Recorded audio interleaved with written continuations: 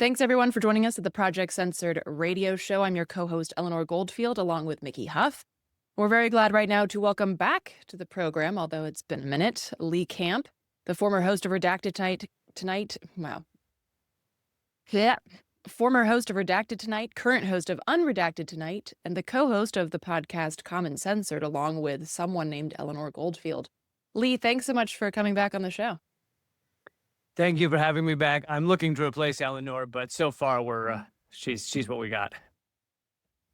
I am 100% irreplaceable. I agree. For a variety of reasons, some of which are good, some of which are bad. So, Lee, I wanted to ask you on here for a couple of reasons, and I want to get to your new show, Unredacted Tonight, in a minute. But first, I want to pinpoint something that is obviously of interest for the Project Censored Show, which is the fact that you are the most censored comedian in America. And I was wondering if you could walk us through some of the censorship that you deal with that brought that enviable identification. Some of the censorship that you deal with and how that's changed, if it's changed, since we last had you on the show, which was in March of 2022. There are some slight updates since 2022, but yeah, let's see if I can go through a few of them. I assume people don't, take these notes down and keep them for later, all the way Lee Camp's suppressed. But I used them a list at the top of my Twitter, which I often forget many of the platforms or ways that I've been suppressed or attacked just for being an anti-capitalist, anti-imperialist comedian. But the biggest ones are that I had this TV show for 8 years called Redacted Tonight. It was rather popular. U.S. sanctions ultimately shut down it and the whole network, RT America. At that same time, the YouTube page, which had 250,000 subscribers, banned around the world. To this day, it's banned around the world. Also at that same time, my podcast on Spotify, which was not connected to RT America, was also banned from Spotify. I've put it back up under the name The Lee Camp Show. But so those are some of the bigger ones. And then more recently, a year ago, I used TikTok for, I think, 2 months before they banned me forever with no right to appeal. Most of my other pages are somehow suppressed. My Facebook page, even though it's got hundreds of thousands of followers, a tiny, tiny percentage, I think maybe 0.1% see any post I put up. My Twitter X is suppressed. My new YouTube channel is suppressed. So it goes on and on. I mean, often people will say that even my emails that go out, via an email service are put in people's spam filters. So it is kind of amazing the amount of efforts that our lovely nation state will go to make sure that I cannot be seen or heard, just because I'm opposed to the wars where we're killing millions. And yes, it's literally millions when you count the global war on terror, millions of people. Well, and I'm curious if this is censorship that's based on content. So, for instance, the fact that you dare to talk about Israel, or is it basically because you are who you are? It's because you're Lee Camp. It's because you have the history that you have, or is it a little column A, a little column B? It's that last option, the column A, column G one you listed. I might have that wrong. But yeah, it's a little of both of those. I mean, yes, some of the suppression is suppression that hits everyone. If you use terms like Gaza or genocide in your posts, in your titles, there's a whole long list of scary terms. And you have a lot of YouTube creators, TikTok creators, etc., trying to adapt to all of the words they can't say, even if they're not saying anything controversial. For example, there are true crime TikTok, true crime's hugely popular. There are true crime TikTokers that cover various stories. And instead of saying the word gun, they say pew pew. And it seems funny. It seems like a thing to laugh at, as I do. But it's so fucking sad that we live in a world where you can't talk about bad guys with guns anymore. And of course, that's just one of many instances. You often can't say the word Nazi, which means that you can't detail all of the problems with neo-Nazis. Like, it's really a huge win for the far right or for horrible actors in our world that almost none of us can actually discuss them and the horrors that they're doing without it being suppressed, covered up, censored. Of course, one of the biggest ones is the genocide being perpetrated in Gaza by Israel. It's a huge win for Israel to have so many of these things covered up or suppressed. Yeah, and it's ironic too because you're talking about like it's typically done under the guise of community guidelines or things like, oh, we just don't want to hurt anyone's feelings by talking about Nazis, and it's like, but you need to know about these things. Like, I don't want to talk about gun violence either. I wish it weren't a thing, but as it is, we need to talk about the thing so that we can address it and ultimately, hopefully, Right. try to change it for the better. But if you can't talk about it, how do you address it? Right. And some of these things have gotten so tepid. I put up a TikTok video that was 1 minute. We're talking 60 seconds for the layman who doesn't know what 1 minute is. 60 seconds. It was a clip from my show, Unredacted Tonight, that's making fun of people who believe climate crisis, climate change is not real. And in that 1 minute, I pretend to be, someone who believes it's not real in a kind of satirical way. And I say something like, we all know it's fake, except for the 99.9% of peer-reviewed scientific articles who say it's real. Other than that, we all know. And it's that kind of thing. 1 minute, it gets banned by TikTok, and I get a community guideline strike, which I think you're allowed 3 of those before they ban your channel forever. So I like, if I were actually concerned about my TikTok channel, then what level of self-censorship do I then move on to? Okay, never talk about climate change. Well, is that the next step? Like, it's horrifying. Yeah, and it's, there's an added layer to this too, which is that satire has historically been something that is more so protected than outright just saying things as they are because it's satire, right? So it's supposed to be in this category of like, oh, well, it's a joke. Can't you take a joke? But of course, what you're doing is you're not doing just a bunch of fart jokes, which I guess there are some fart jokes in there, but you're Or doing a God, content. you gotta have a few. You're doing content that really, it punches up as opposed to kicking down, which is also why you see the likes of, these big name comedians who are decrying cancel culture because they're talking down about trans folks when they're clearly not canceled, whereas you are banned off of TikTok and shadow banned off of a bunch of social media sites for actually punching up and actually talking about the real oppression that's meted out by the system. So there's also this Yeah. this complete double standard when it comes to satire, which there's the people making fun of trans folks being like, oh, well, can't you take a joke? And it's like, well, can you take a joke about making fun of the system? I guess not. I guess that's where you can't take a joke. Yeah, when you hear people like Dave Chappelle talk about being canceled, and there's a whole other long list. I guess he's one of the most famous, but people want to cancel me. It's like every time I hear that, I just think, man, I want to be canceled like he's canceled. $200 million Netflix deals to be seen by tens of millions of people around the world. That is some damn good canceling. I want that canceling. That's awesome. Yeah, I would take that canceling too. So you mentioned your new show, Unredacted Tonight, which is obviously a play on the now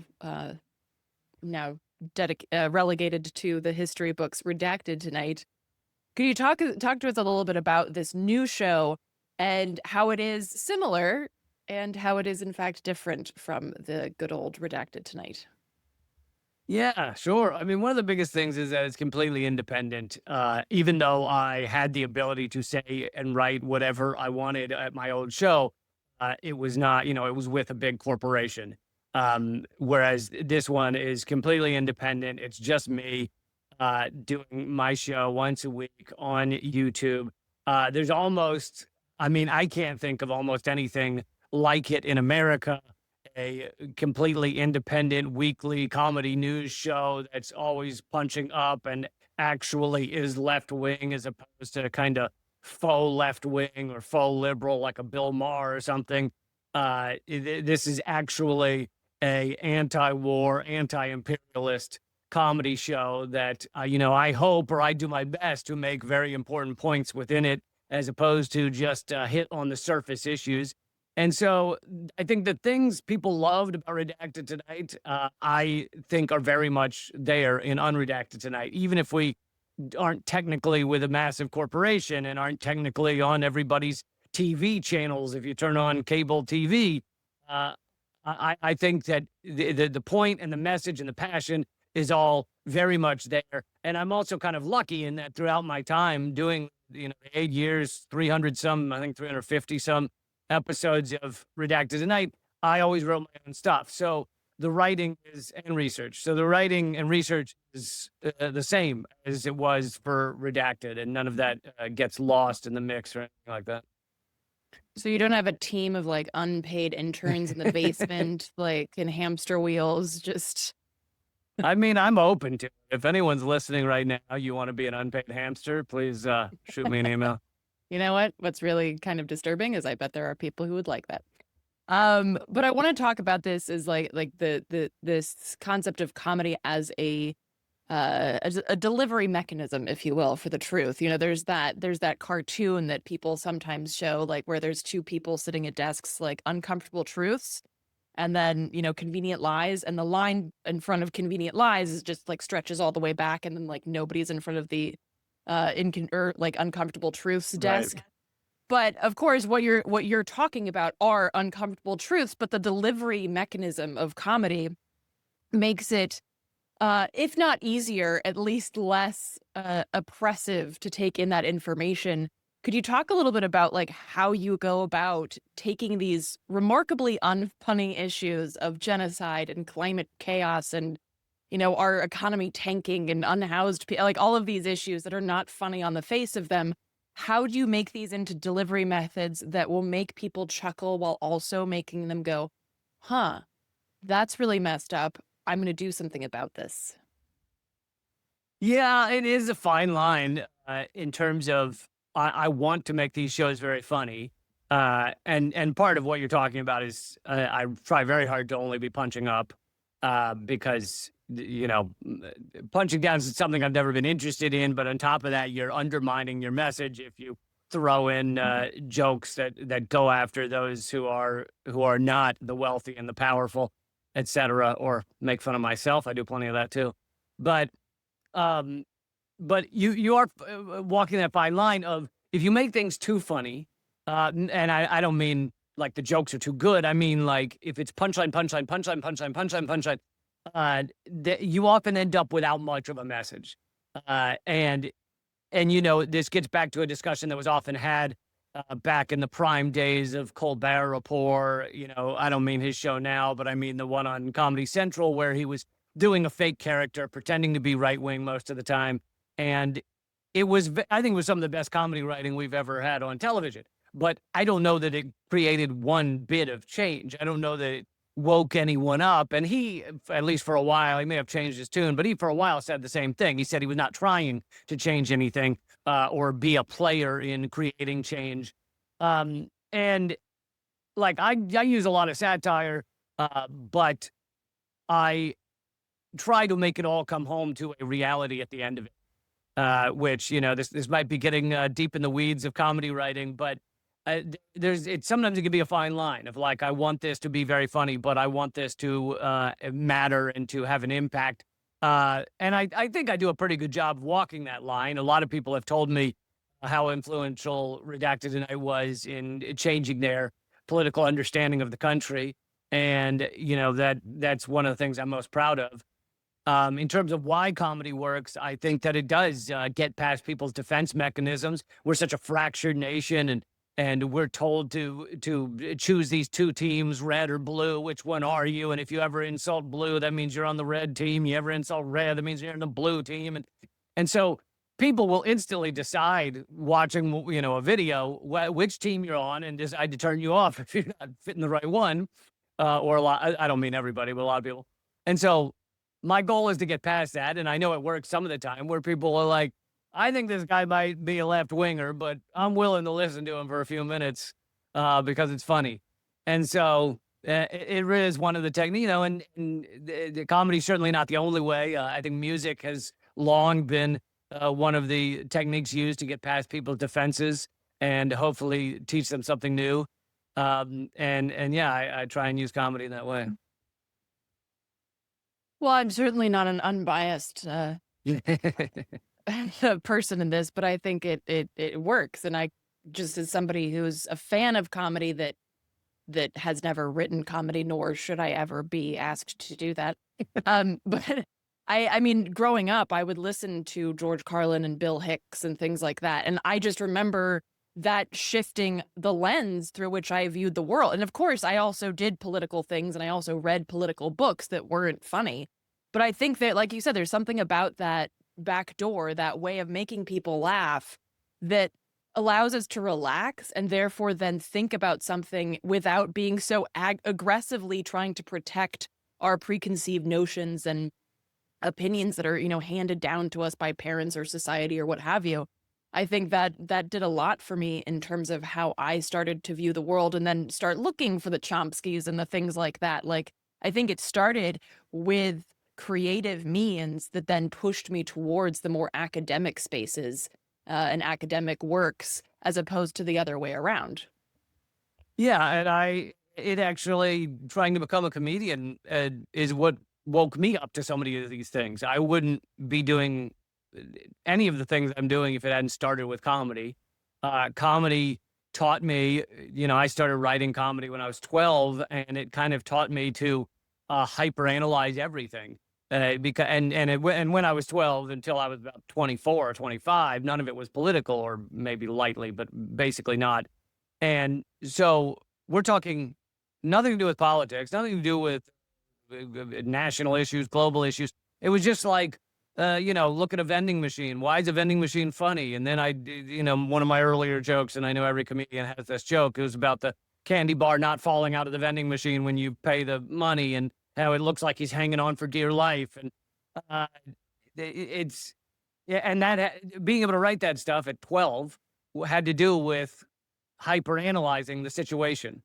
I guess Sartre would call it phenomenology, but and that's what then led me to hyperanalyze, to actually look beyond what was my given cultural understanding, my given education, that we are fed to believe certain things, and to fit in properly with society, you should believe A, B, and C, and you should believe capitalism is awesome, and you should believe that the U.S., although we may accidentally kill some innocent people here or there, we're trying to do good. We're any one of these days now, we're going to get it right. And like those type of things that are largely the beliefs of most Americans, comedy actually was the initial seed that got me to think beyond our Overton window. And turns out reality is sitting just outside the Overton window. It's just on the other side. If you just get right over, that's where reality is. So I want a shirt that says that. So I mean, obviously, I hate when people ask me questions about like, now I want you to speak for all musicians. So I'm not asking you to speak for all comedians here, but why? music would be so much better in this country if you spoke for all of them. That's not at all a biased opinion.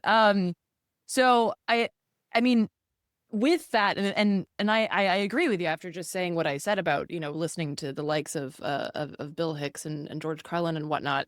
But like, why is it that a lot of comedians then will go out of their way to try to not be political or try to say things like, oh, I don't get into politics or I don't want to talk politics, when just the fact, I would say everything is political. And I'm not saying that as some trite aphorism, like literally everything. Like the fact that I'm sitting in a place with electricity has to do with a grid, that has to do with the policies made that run that grid, right? Like absolutely everything around Right. you and has a political The vending on-ramp. machine company knows those candies don't fall out, and they make extra money because, okay.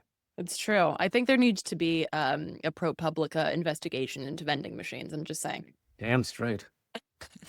So, like, how is it that these analytical perspectives? How is it that comedians can try to like remove themselves from a space that lends itself so well to politics? Because it's like you're overanalyzing a remote already. How can you not look at the world around you and analyze that? I mean, how How is that possible? And what does that say also about the creative culture or like the comedic industrial complex or whatever that tried to Yeah. root out the political? Well, there's two.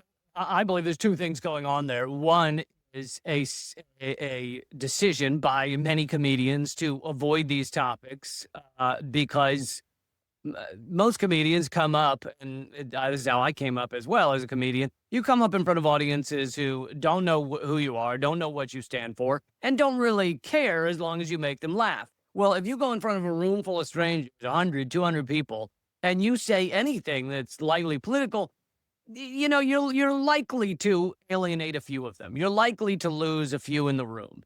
And most comedians are up there to get laughs and to be loved. And so alienating a few people in the room is not what a certain percentage of comedians want to do, just simply by their topics. And so there's a lot of comedians that are just like, if I bring up Donald Trump, I instantly lose this many people. Like, so they make a choice to not push buttons in that way. Now, many of them enjoy pushing buttons in other ways, but they often will avoid making political statements. It is simply to have a bigger possible crowd enjoy their work, which can then increase their growth online, etc., increase their career, and help them become successful, both in terms of wealth and fame. But there's another aspect to it, which is if you become a comedian who chooses to do that, like I did, you will then rapidly, I mean, it may take you a few years to realize it, see doors closing around you, in front of you, above you, anywhere there's doors. Uh, and it took me a little while to figure out what exactly was going on, but your average TV channel, your average even your average room, many comedy rooms don't want political comedians on the stage because they have customers who they want to come back and come back and come back, and if they're alienated one time, maybe they don't come back. So even in just a live sense, some comedy rooms don't want comedians speaking opinions like political opinions. And so you see these doors start closing around you. Now, I am lucky, and any level of success is usually a mix of luck and hard work. And, I am lucky in that it ultimately afforded me some opportunities that I wouldn't have had if I hadn't been political. But these opportunities were rare, and for the most part, it closed a ton of doors. I mean, I'm not on late night shows. I'm not on Netflix. I'm not on HBO. I'm not on any of these places that traditionally have been where comedians can get a leg up and grow their career. All of those are closed to me pretty firmly. And I am now to the level where I can't even get invited on most podcasts, even if it's a comedian's podcast, the comedians of comedy podcast or something like that. It's they're just, I don't know, they're scared of having to talk about these things. They're afraid that if I bring them up, then they are forced to make political opinions in order to either debate me or discuss with me. So yeah, it just, everything closes up around you. Yeah, so it's a wild thing, like people being so like people are so torn apart by politics and yet at the same time don't want to discuss that ripping apart, which is really the only Yeah. way that we can address it. Um, so we only have a few minutes left here, but I wanted to kind of shift and talk to you about because because you've experienced so much shadow banning and censorship. I'm wondering if you could talk a little bit about alternative platforms and whether you see them as viable to the likes of Twitter and YouTube and Facebook in terms of actually getting the message out, in terms of usership, and what that looks like moving forward as we continue to see things tighten around the ability to speak the truth on social media platforms. I do see them as very important. There are many platforms that might not be the biggest in the world, but I do view them as very important. I am, my show Unredacted Tonight is on YouTube, but it's also on Rumble. I also put it up sometimes on X or Facebook. There are also somewhat smaller platforms that might be less censored, like Substack is a good example where you have a lot of very intelligent people that want to read and learn and grow, and it seems to be less censored than many of the platforms. And I also am joining Means TV, in the coming weeks, and Unredacted Tonight will be available there, which is an anti-capitalist streaming platform that's pretty great. So I think these things are important, and they definitely play a role. And we as activists, we as those who want change, need to use all of the tools at our disposal. I do not, at the same time, delete my Facebook and my X and my YouTube, because these are the biggest platforms in the world. Even just even something that's would be considered fairly large, like Rumble, is a tiny fraction of the number of viewers of YouTube. So if you're an activist and you decide to turn off so many of the platforms, even if they're suppressing you, so many of the biggest platforms in the world, I think you're really just handing a win to those who want to maintain the status quo and don't want you questioning our reality, our ridiculous socio-economic system. It's a big win for them to get you off the major platforms. So I keep using my Facebook and YouTube and everything else in order to try and get people to see what I'm talking about, and hopefully grow and change and learn new ways and new sustainable ways that we can move forward in this world. Yeah, absolutely. And I think with the alternative platforms, what I see is that like there's more of a diversity of opinions. Like there's, when I log on to Instagram or Twitter, it's everybody that I agree with, which can feel nice, Right. but it's also not a cross section of reality. Like it's not a Right. good representation of the world. If And I so were to like, use it as a representation of the world, then I would, if by logging onto my X Twitter, I would assume that 98% of the country is calling what's happening in Gaza a genocide. yeah, right. Wouldn't that be I, nice? I do not know if that's the truth. Yeah, exactly. And so it gives a very false representation of reality. Whereas like on Substack, for instance, when I log on there, I see relatively frequently, oh, I disagree with that. But I think that's also good, right? And part of what we talk about on Project Censored is the fact that you should be confronted with ideas that you disagree with, because how else can you decide what you agree with, right? Like, how can you decide what you stand for unless you decide what you stand against, unless you have these open debates with people that don't devolve into Twitter battles, which I recommend people just avoid altogether. But Yeah. I'm curious, closing up here, what do you think that alternative platforms, but also content creators can do to better like open up these conversations so that we're not just preaching to the choir, although preaching to the choir can be comforting in these uncomfortable times.